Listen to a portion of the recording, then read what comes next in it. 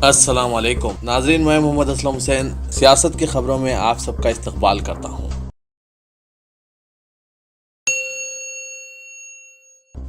Karnataka assembly election کی voting کی گنتی صبح 8 بجے سے 20 ڈسٹرکٹس میں 38 سینٹرز پہ شروع ہوئی ہے، جس میں صبح 8 بجے سے لے کے 10 بجے تک کا نشانہ دیکھا جائے تو بی جے پی 107 پہ آگے چل رہی ہے اور کانگریس 61 پہ اور جے ڈی ایس 46 پہ آگے چل رہی ہے۔ اس طرح دیکھا گیا تو بی جے پی سب سے آگے چل رہی ہے۔ بی جے پی کے C M candidate B S Yeddyurappa Shikaripura seat سے 3420 ووٹوں سے کانگریس کے جی بی ملاتیش سے آگے چل رہے ہیں۔ مہاراشٹر کے ضلع اورنگ آباد میں 2 افراد کی ہلاکت کا سبب بننے والی جھڑپوں کا نوٹ لیتے ہوئے بی جے پی کی حلیف شیو سینا نے اس واقعے کو فرقے وارانہ اور منصوبہ بند تشدد قرار دیا اور چیف منسٹر دیویندر فڈنویس کے زیر قیادت ریاستی محکمہ داخلے کو انتہائی حساس سمجھے جانے والے شہر اورنگ آباد کے لیے کمشنر پولیس کے تقرر میں ناکامی اور دیگر سیکیورٹی کوتاہیوں کے لیے تنقید کا نشانہ بنایا۔ صدر جمہوریہ رام ناتھ کووند نے راجستھان میں صوفی بزرگ حضرت خواجہ معین الدین چشتی رحمۃ اللہ علیہ کی درگاہ پر حاضری دی اور برہما مندر کے درشن کیے۔ صدر کووند 2 روزہ دورے پر گزشتہ روز راجستھان پہنچے تھے۔ درگاہ شریف پر صدر ہند کی حاضری کے موقع پر دیوان زین العابدین خان نے انہیں بھگوت گیتا پیش کرتے ہوئے ان کا استقبال کیا۔ زین العابدین خان نے کہا کہ ملک و قوم کو اولین ترجیح دی جانی چاہیے اور مقدس کتاب گیتا کہتی ہے کہ کسی کو اجر و انعام کی توقع کیے بغیر نیک عمل کرنا چاہیے۔ دہلی پولیس نے دہلی کی ایک عدالت میں چارج شیٹ پیش کرتے ہوئے اس میں کانگریس کے لیڈر ششی تھرور کو اپنی بیوی سنندا پشکر کو خودکشی کے لیے اکسانے کا الزام عائد کیا ہے۔ پولیس نے 3000 صفحات پر مشتمل اپنی چارج شیٹ میں ششی تھرور پر اپنی بیوی کے ساتھ ظلم و زیادتی کرنے کا الزام بھی عائد کیا ہے۔ سنندا پشکر کی پراسرار موت کے ضمن میں پولیس نے میٹروپولیٹن مجسٹریٹ دھرمیندر سنگھ کے اجلاس پر چارج شیٹ پیش کی، جس پر 24 مئی کو غور کیا جائے گا۔ علی گڑھ مسلم یونیورسٹی کے معاملے کو پیچیدہ بنانے کی شرپسندانہ سازش کے تحت ہریانہ کے وزیر مالیات کیپٹن ابھیمنیو نے ہوا دی ہے۔ کیپٹن ابھیمنیو نے کہا کہ علی گڑھ مسلم یونیورسٹی کا نام بدل کر راجہ مندر پرتاپ سنگھ یونیورسٹی کر دینا چاہیے۔ انہوں نے کہا کہ اے ایم یو راجہ مہندر پرتاپ سنگھ کے ذریعے دی گئی زمین پر ہی قائم ہوا ہے اور وہاں پر ان کی تصویر تک نہیں ہے۔ یہ بڑی عجیب بات ہے۔ مغربی بنگال میں آج پنچایت انتخابات کے دوران بڑے پیمانے پر تشدد میں کم از کم 12 افراد ہلاک اور 43 زخمی، جبکہ 73% رائے دہندوں نے اپنے حق رائے دہی کا استعمال کیا۔ Additional director general law and order Anuj Sharma نے میڈیا کو بتایا کہ 12 اموات کی اطلاعات ہے، لیکن اب تک انتخابات سے متعلق واقعات میں 6 افراد کی ہلاکت کی توثیق ہوئی ہے۔ انہوں نے کہا کہ ہم ماباقی 6 اموات کی وجہ معلوم کرنے کے لیے تحقیقات کر رہے ہیں۔ پنچایت انتخابات کے دوران حریف گروپوں کے درمیان پرتشدد جھڑپیں ہوئی، جس میں کئی افراد زخمی ہوئے ہیں۔ ریاست میں پہلے ہی سیکیورٹی کا غیر معمولی انتظام کیا گیا تھا، جہاں 60,000 سیکیورٹی ارکان کو تعینات کیا گیا تھا، جن میں تلنگانہ کے بشمول دیگر ریاستوں سے بھی فورس طلب کی گئی تھی۔ مہاراشٹر کے ضلع اورنگ آباد میں تشدد کے دوران فسادیوں کے ساتھ وردی میں ملبوس چند پولیس ملازمین کے گھومنے کی ویڈیو منظر عام پر آئی ہے، جس کے بعد ریاستی پولیس کو اس کی تحقیقات کا حکم دینے پر مجبور ہونا پڑا۔ ویڈیو میں دیکھا گیا ہے کہ پولیس ملازمین ہجوم کے ساتھ پھر رہے ہیں، جو گاڑیوں اور املاک کو آگ لگا رہے ہیں۔ یہ واقعہ جمعے کی رات پیش آیا، جس کے ویڈیو سوشل میڈیا پر وائرل ہو گئے۔ Additional director general law and order Bihari نے کہا کہ ہم نے عوام سے جنہوں نے ویڈیو ریکارڈنگ کی ہے خواہش کی ہے کہ یہ فوٹیج پولیس کے پاس جمع کروا دیں۔ ہم اس کی جانچ کریں گے اور اگر پولیس ملازمین فساد میں ملوث پائے گئے تو مناسب کارروائی کی جائے گی۔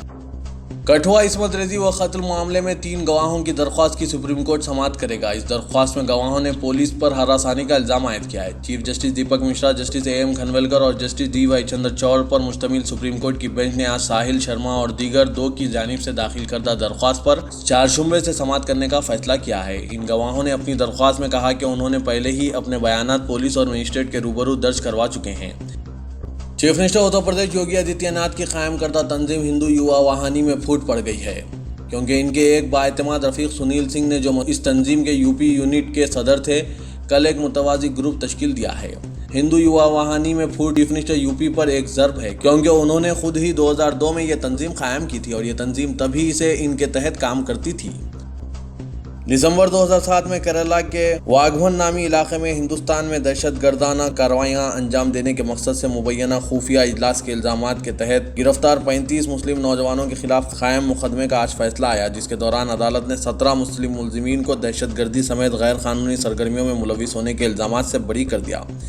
یہ اطلاع آج ممبئی میں ملزمین کو قانونی امداد فراہم کرنے والی تنظیم جمعیت العلماء مہاراشٹر ارشد مدنی قانونی امداد کمیٹی کے سربراہ گلزار اعظمی نے کی۔ صدر جمعیت العلماء ہند مولانا سید ارشد مدنی کو جب یہ فیصلے کا تعلق سے آگاہ کیا گیا تو آپ نے مسرت کا اظہار کرتے ہوئے فرمایا کہ یہ بڑی کامیابی ہے اور 8 سال بعد ہی صحیح ملزمین کو انصاف ملا ہے اور امید ہے کہ انشاءاللہ بقیہ ملزمین کے حق میں بھی کم سے کم سزاؤں کا تعین ہوگا۔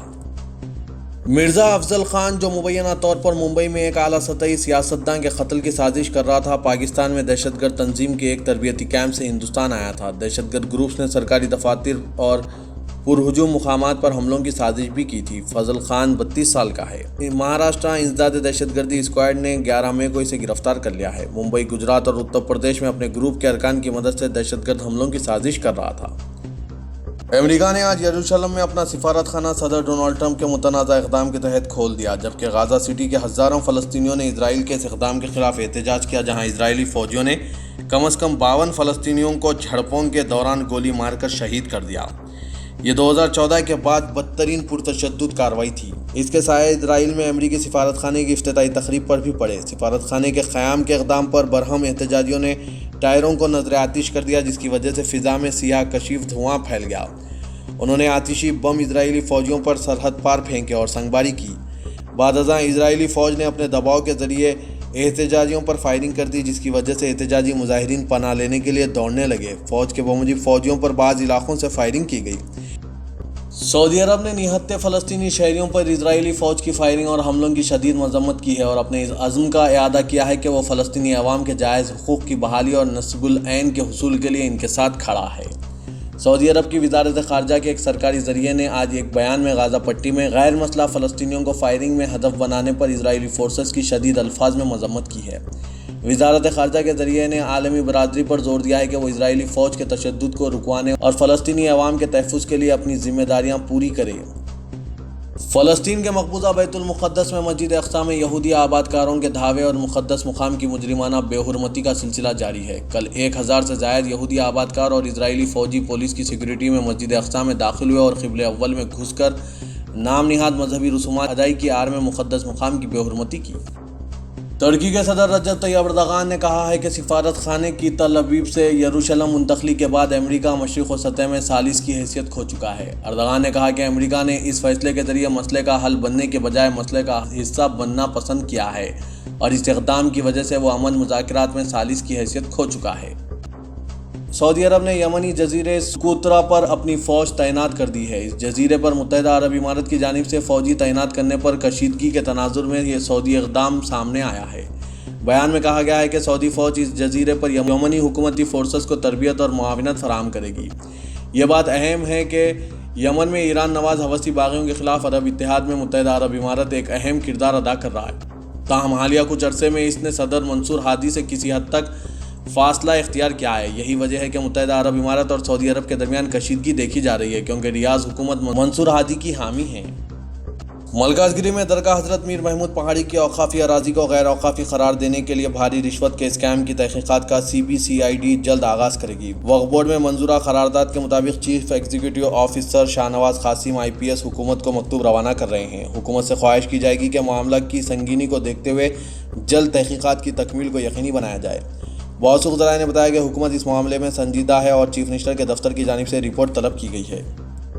تلنگانہ کے BJP کے صدر ڈاکٹر K لکشمن نے آج پارٹی قومی صدر امت شاہ سے نئی دہلی میں ملاقات کی اور ریاست میں 2019 کے لوک سبھا اور اسمبلی انتخابات کی تیاریوں کے سلسلے میں تبادلہ خیال کیا۔ تلنگانہ میں لوک سبھا اور اسمبلی کے انتخابات بیک وقت 2019 میں ہونے والے ہیں۔ ڈاکٹر لکشمن نے امت شاہ کو ریاستی یونٹ کی جانب سے منعقدہ پروگرام پر رپورٹ پیش کی ہے۔ پارٹی ذرائع نے یہ بات بتائی۔ صدر تلنگانہ پردیش کانگریس کمیٹی اتم کمار ریڈی نے چیف منسٹر تلنگانہ KCR کو BJP کا ایجنٹ قرار دیا۔ ریت مافیا پر ریاست کو یرغمال بنا لینے کا الزام عائد کیا۔ مسلم تحفظات میں توسیع کے لیے TRS حکومت سنجیدہ نہ ہونے کا دعویٰ کیا۔ GHMC نے سال 2018-19 کے لیے جلد ادائیگیوں کی اسکیم کے تحت 437 کروڑ 75 لاکھ روپے جائیداد ٹیکس وصول کیا ہے، جبکہ گزشتہ سال 362 کروڑ 54 لاکھ روپے وصول کیے گئے تھے۔ GHMC کے مطابق 58% معاملتیں اور جملہ وصولی کا 67% حصہ آن لائن اور سٹیزن سروس سینٹر سے وصول ہوا ہے۔ ڈاکٹر راج بہادر گوڑ کی 100 سالہ تقریب کے ضمن میں انجمن ترقی پسند مصنفین تلنگانہ کی عاملہ کا ایک اجلاس انجمن کے صدر پروفیسر بیگ احساس کی صدارت میں منعقد ہوا۔ پدما شری مشتبہ حسین، جناب سید عزیز پاشا، قومی صدر انصاف و سابق رکن پارلیمنٹ راجیہ سبھا کے علاوہ جنرل سیکرٹری انجمن ایس سے رؤوف، نائب صدر قمر جمالی، محبوب خان اصغر، فرید صفائی، بنسی لال و دیگر نے شرکت کی۔ تقاریب شایانہ شان انعقاد کے لیے استقبالیہ کمیٹی کی تشکیل کا بھی فیصلہ کیا گیا اور صدر انجمن پروفیسر بیگ احساس کی تجویز پر ایڈیٹر سیاست جناب زاہد علی خان کو استقبالیہ کمیٹی کا چیئرمین مقرر کرنے کو خطیت دی گئی۔